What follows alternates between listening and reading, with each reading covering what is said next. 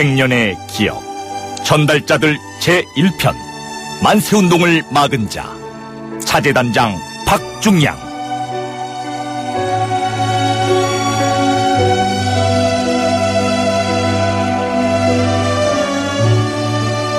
(3.1운동과) 임시정부 수립 100주년을 맞아서 이동영의 뉴스 정면 승무가 준비한 특집 코너입니다. 100년의 기억 전달자들. 오늘부터 매주 한 번씩 우리가 반드시 기억해야 할 독립운동 역사를 되짚어 볼 건데요. 첫 시간에 해볼 이야기는 만세운동을 막은 사람들의 이야기입니다. 친일파 박중양과 자재단에 대해서 도움 말씀 주실 분 민족문제연구소 권시용 연구원 나오셨습니다. 어서 오십시오. 네, 안녕하세요. 권시용입니다. 자, 3.1절 특집을 시작하면서 예민할 수 있는 친일 문제를 먼저 꺼낸 건 100년이 지난 지금도 청산하지 못한 현재의 역사이기 때문이기도 하죠. 우리 흔히들 그럽니다. 우리 민족은 이 민족 반역자를 한 번도 처단해 본 역사가 없다. 네. 동의하십니까?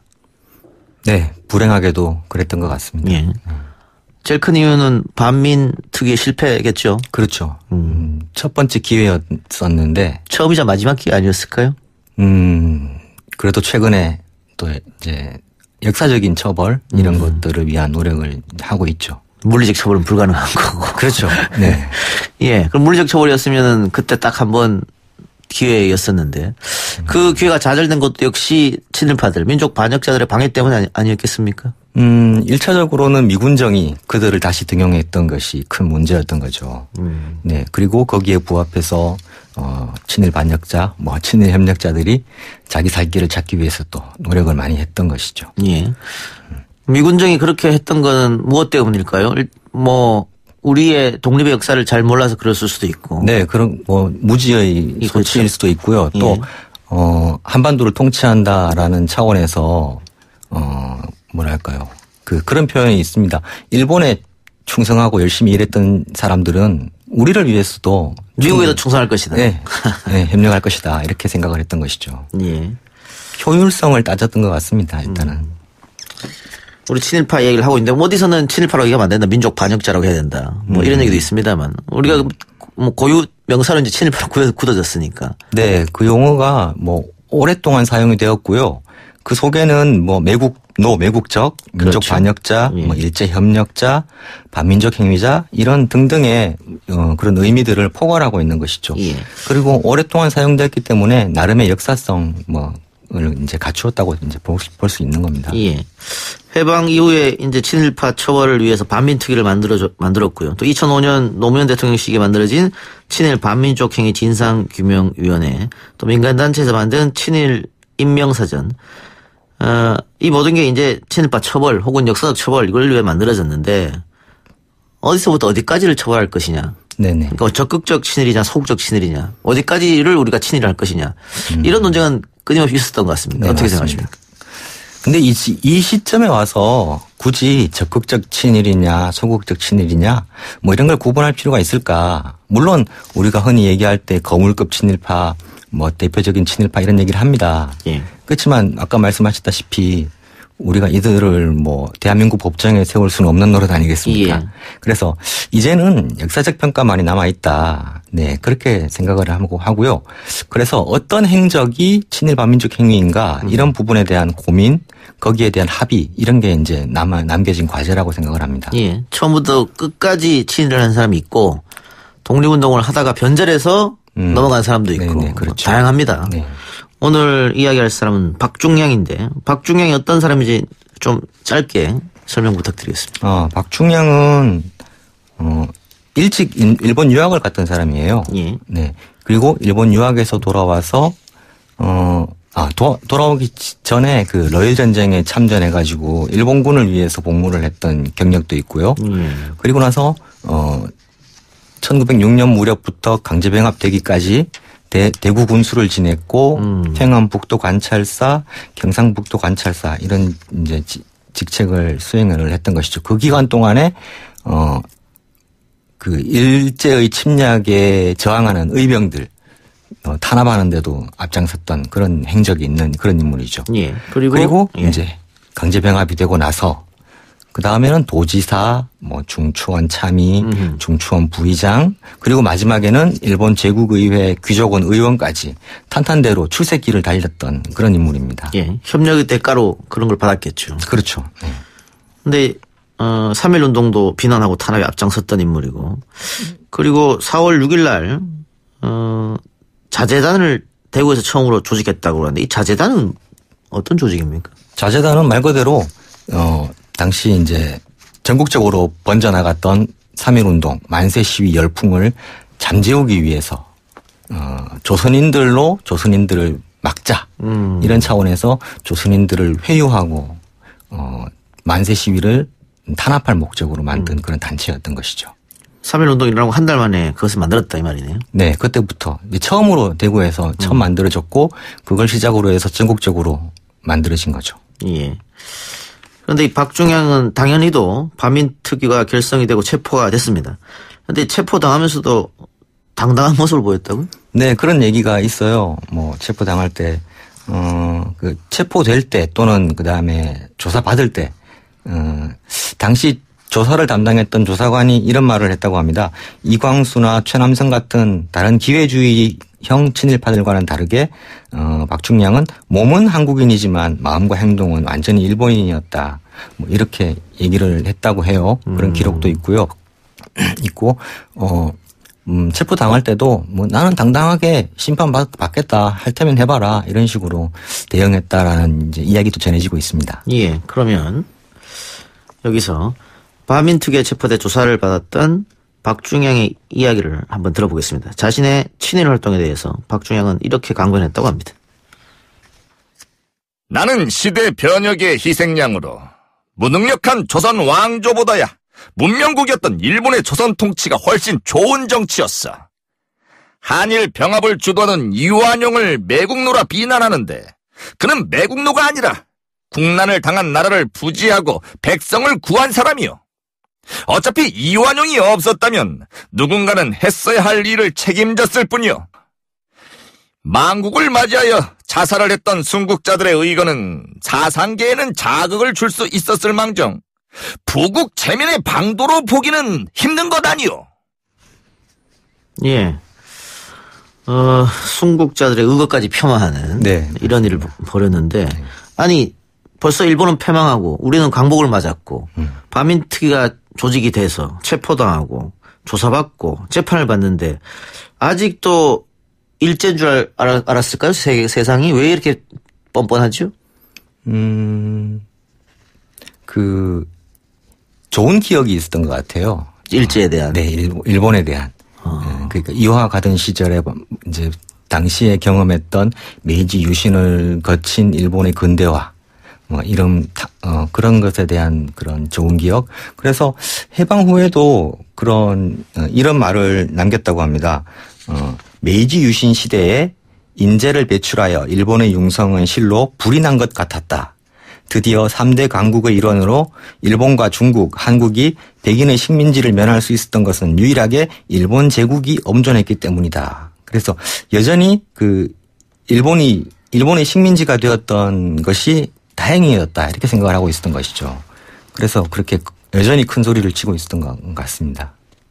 그리고 본인 개인 입장으로서는 그 시절이 가장 찬란했던 순간이었을 그렇죠. 수도 있고요. 그렇죠? 네. 예. 자, 무능력한 조선보다 일본의 통치가 훨씬 좋은 정치고 이완용은 매국노가 아니라 국난에서 백성을 구한 사람이다. 일종의 신념형 친일파. 네. 이렇게 말하면 되겠습니까? 네, 동의합니다. 저도. 예. 조금 더 설명해 주시죠. 네. 아까 말씀드렸다시피 일본에 유학하면서 일본이 이룩하고 있는 근대화에 압도당했고 그래서 일본이 가는 길을 긍정하고 있었던 것이죠. 그 연장선에서 한국이 일본의 통치를 받는 편이 더 바람직하다. 그런 생각을 내면화했었던 것으로 보입니다. 예.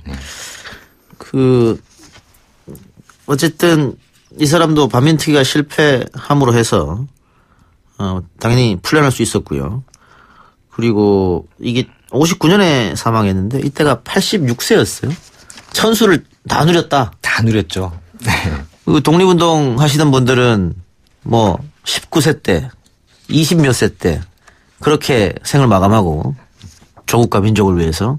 맞습니다. 그런데 이 사람은 천수를 누리면서 그것도 86세 때도 40세 이상 차이 나는 일본 사람과 또 결혼해서 살고 있고 한 번도 이분은 그 뭐라 그럴까요? 심판이라 그럴까요? 그런 걸 받아본 적이 없는 그런 사람이에요. 네. 40세 이상 차이 나는 일본인과 결혼했다라는 건 좀 다른 것 같아요. 그때 이 사람이 감옥에 서대문 형무소에 갇혀 있을 예. 때 신문 기사에 보면 70이 다 된 일본인 아내가 찾아와서 우리 영감이 추운데 떨고 있으니까 이불 좀 넣어달라 이런 부탁을 했다는 게 신문 기사에 실려 있거든요. 네. 일본인 여자와 결혼을 했다는 건 맞는데 뭐 그렇게 큰 차이가 나이 차이가 나는 것 같지는 않습니다. 예, 박중양은 일기와 해방 후에는 수레라는 회고록을 통해서 일제강점기를 찬양하고 그리워하는 내용의 글을 남겼다고 하는데요. 그중에 한 구절을 소개하겠습니다. 한말의 암흑시대가 일제시대 들어 현대 조선으로 개신되었고 정치의 목표가 인생의 복리를 더하는 것에 있었고 관공리의 업무도 위민 정치를 집행하는 것 외의 것이 아니었다. 일정 시대에 조선인의 고열을 빨았다고 이야기하는 것은 정치의 연역을 모르고 일본인을 적대시하는 편견이다. 예.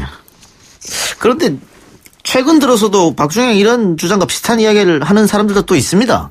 네, 맞습니다. 당시에 우리는 일본 때문에 발전했다 이런 얘기 한 사람 있잖아요. 네, 뭐 요즘 뭐 식민지 근대화론이라는 쪽에서 그런 얘기를 많이 하고 있죠. 네.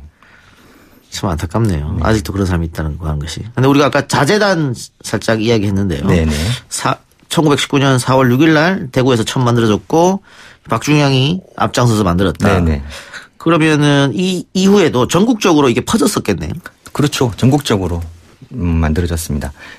잠깐 얘기를 하자면 4월 6일에 대구 자재단이 만들어졌고 그 뒤를 이어서 경북에서는 4월 10일에 안동, 11일에 성주, 16일에는 군위, 의성, 안개, 영천, 칠곡, 김천, 선산 막 이렇게 곳곳에 자재단이 만들어졌어요. 그리고 다른 도, 뭐 평안북도에서는 4월 8일, 함경남도에서는 4월 10일, 그다음에 전라남도에서는 4월 11일, 강원도에서는 4월 13일, 경기도에서도 4월 13일, 충북에서는 4월 15일부터, 전라북도에서는 4월 21일부터 뭐 자재단, 자성회, 자성단, 자위단 등등 명칭은 조금씩 다르지만 곳곳에서 만들어졌고요. 작년에 발표된 논문이 하나 있어요. 예. 이항희 선생님의 논문인데요. 거기 보면 전국의 138개 군이 넘는 지역에서 이 자재단이 조직되었다 연구를 하셨고요. 면 단위에서도 그런 자재단이 만들어졌거든요. 그러면 그 수는 훨씬 더 많을 것이라고 이제 짐작을 할 수가 있습니다. 예. 조선인을 통해서 조선인들을 감시하겠다. 뭐 이런 거지 않습니까? 그렇죠. 서글픈 일이었는데. 어쨌든 이런 자재단을 박중양이 다 만들었다. 그리고 다그치고 설득했다. 이런 건데. 특히 경북 지역을 누비면서. 네, 그렇죠. 아까 쭉 경북 지역에 만들어진 자재단 얘기를 했는데 그걸 만드는데 박중양 역할이 컸어요. 먼저 대구 자재단을 만들고 나서 자기와 뜻을 같이 하는 사람들과 함께 각 지역을 누비면서 설득, 그다음에 다그치는 역할, 이런 역할들을 했거든요. 그 결과 이렇게 이제 곳곳에서 자재단이 만들어졌던 것이죠. 예. 만세운동도 하지 말고 독립운동도 하지 마라. 일본의 통치가 좋은 거다. 좋은 거다. 네. 그렇죠. 예. 예, 방금 박중양이 경북 지역 곳곳을 누비면서 자재단을 만들기 위해 애를 썼다는 이야기를 했는데 그 상황을 보여주는 편지가 있습니다. 백작 테라우치 원수각하. 소생은 지난 15일 대구를 출발하여 김천, 계령, 선산, 칠곡 각 군을 순회하며 잘 타일러 이루고 어제 21일 대구로 돌아와서 도청에서 순회 상황을 진술했습니다. 현재 각지가 모두 평온한 상태를 유지하고 있는데 이것은 수많은 병사가 곳곳에 산재하여 총칼로 다스린 결과라고 생각합니다. 이후에도 계속 불량자를 청수하고 오해하는 자는 설득하여 양민을 보살핌이 반드시 필요하다고 생각합니다. 예, 각지가 모두 평온한 상태를 유지하고 있다. 네. 앞으로도 불량자를 청소하고 오해한 자는 설득하겠다. 어떻게 보면 뭐 충성 편지처럼도 보이고요. 충성 편지예요. 예. 또 자랑 편지인 것도 같아요. 네, 자기가 이렇게 열심히 그렇죠? 노력하고 있다라는 걸. 이때 데라우치 마스타케가 일본에 가 있었어요. 거기에 편지를 보낸 거예요. 예. 데라우치는 초대 총독이었잖아요. 맞아요. 네. 내가 이만큼 일을 했으니까 알아봐 달라. 그렇죠. 네. 그래요. 그 불량자를 청소한다는 표현이 굉장히 좀 무서운데. 네, 섬뜩하죠. 예. 네. 결국은 3.1운동, 만세운동에 앞장섰던 분들, 그리고 독립운동에 앞장섰던 분들을 어떻게 하겠다 이런 말이잖아요. 실제로 그런 일이 벌어지고 있었던 것이죠. 이게 자재단은 만세 시위를 탄압하기 위해서 구체적으로 어떤 활동들을 했습니까? 그 어떤 활동을 했는지를 이제 알 수 있는 단서가 자재단 규칙이라는 게 남아 있어서 예. 알 수가 있습니다. 도 단위에서는 경기도 전라북도, 그다음에 함경북도, 황해도 여기께 남아 있고요. 군 단위에서도 좀 남아 있는데 지금 얘기하고 있는 대구 자재단 규약도 남아 있어요. 예. 이 규칙 규약을 통해서 어떤 활동을 했는지를 우리가 이제 추측해 볼 수가 있는 것이죠. 결국은 이렇게 만들어서 서로 감시하고 믿지 못하게 하는. 네네. 그리고 만약에 독립운동 한 사람이 있으면은 빨리 신고를 해라. 네, 그럼 또 거기에 대한 포상이 있을 테고요. 네, 밀고 해라. 예, 일제 잔인함이 이제 엿보이는 그런 것인데 이런 활동에 반감을 가진 사람도 분명히 있었을 것이라고 생각됩니다.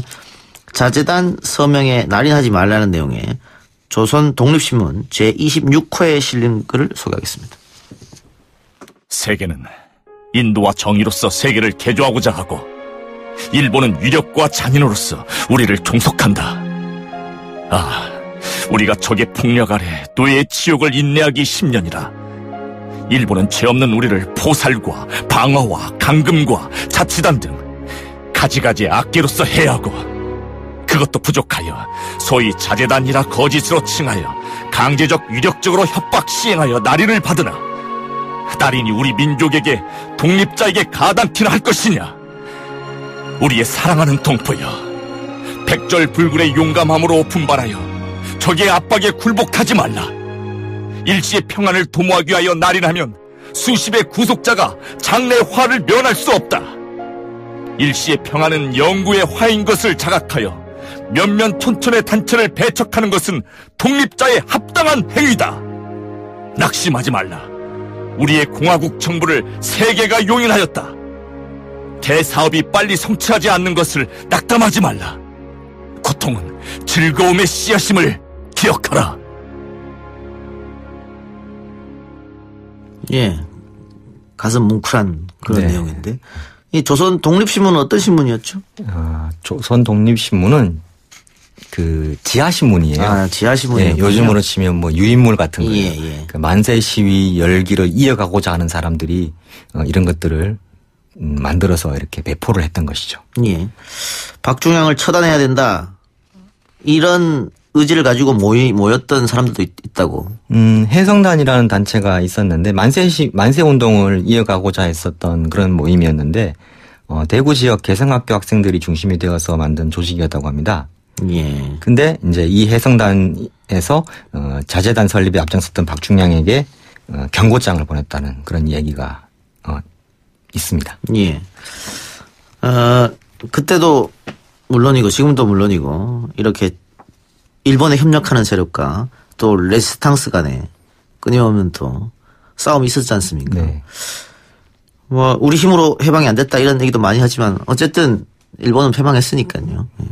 근데 아쉬운 게 45년에 일본이 패망하고 지금 시간이 굉장히 많이 흘렀고 네. 3.1 독립운동은 또 임시정부 수립은 100년이나 됐습니다만 아직도 청산하지 못한 잔재들이 남았다는 것은 많이 안타깝네요. 그렇죠. 그 해방된 공간에서 아까 말씀하셨다시피 기회를 잃었죠. 미군정 시기에 친일 관료나 경찰, 군인들을 등용했고 첫 번째 기회였던 반민특위에서 실패를 맛보았고요.